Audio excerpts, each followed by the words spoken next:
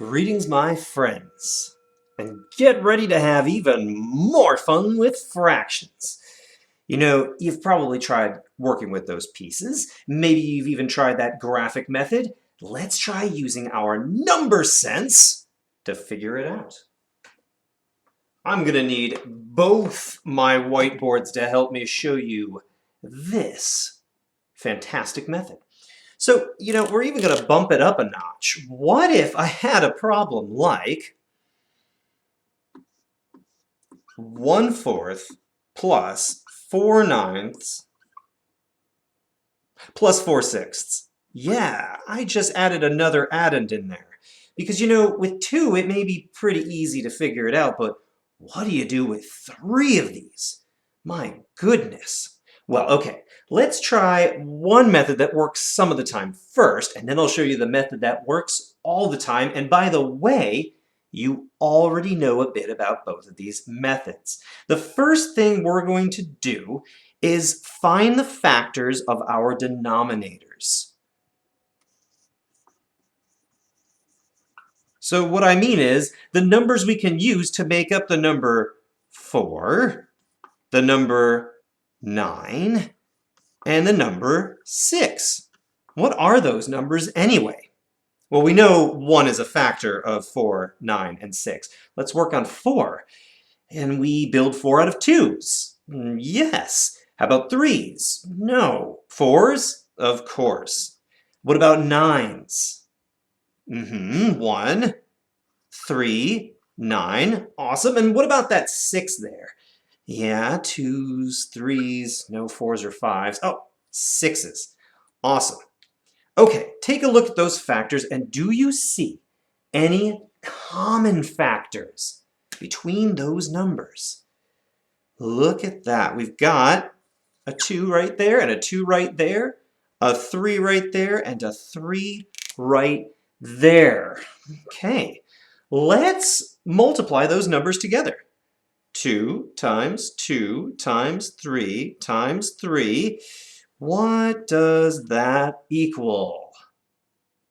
36. 36. So 36, we're going to try that as our common denominator. Let's go ahead and rewrite our fractions, but hold off on the top for now. What we've done is said, okay, the pieces we have that are 4/6, 4/9, and 1/4 are now being split up as if they came from a whole with 36 pieces, which means that numerator is going to change too, because if fourths became 36, well, how many 36 do we have if we have 1/4 of them? Think about your math facts.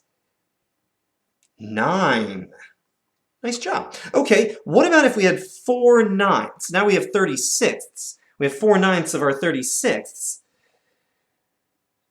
16. Wow, okay. And 4/6, now that they're 36, would be 24. So we now have 9 plus 16 plus 24, 36, all in the same family. It's so fantastic. But what does that equal? 49/36.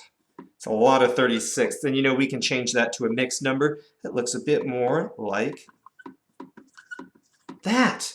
1 13/36. However, this is a pretty good method, but it won't work all the time. So let me show you another method that we could try to make things work, well, pretty much every time.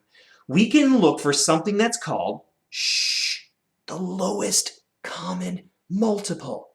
Oh, sorry, I guess you couldn't hear me. Lowest common multiple. So to do that, though, we need to know the multiples of these numbers. So let's figure out what the multiples of 4, 9, and 6 are and look for some common ones. Ready? 4, 8, 12, 16, 20, 24, 28, 32, 36, and the next one would be 40, 44, 48. Okay, well, hold on a second. Let's just try 9. Maybe we already passed what we need. How about the multiples of 9? 9, 18, 27, 36. Ooh, wait a second, wait a second. Let's just check out 6 and see what we end up with. Ready? 6, 12, 18. Wow, that's cool. Okay, 24, 30, 36. Interesting. So we just found the lowest common multiple, because you can see there are other common multiples in here, like 18 and 18, 24 and 24, but for all three numbers, 36 is the lowest common multiple. And you know, if you know your multiples pretty well, you probably already knew that. Check that out. Maybe that was quicker for you. But let's see a problem that does not work with that factor method, where we have to use the multiple method.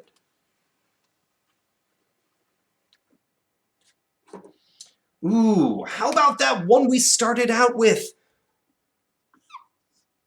1/3 plus 1/4. Oh, you know what? This works in subtraction too. Let's just do that. 1/3 minus 1/4. Now, I know you know what that denominator is going to be, but I do want to show you such a simple problem can outwit our factor method. So, join in with me and finding the factors of 3 and 4. Ready? 1, 3. How about 4?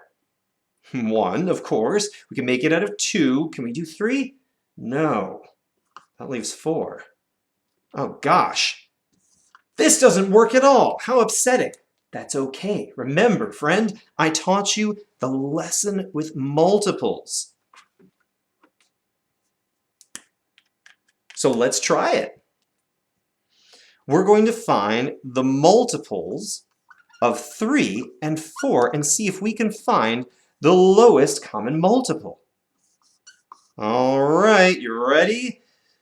3, 6, 9, 12, 15, 18. There's so many we could do, but let's just take a step back and see if we're already there. Ready? 4, 8, 12. Ha-ha!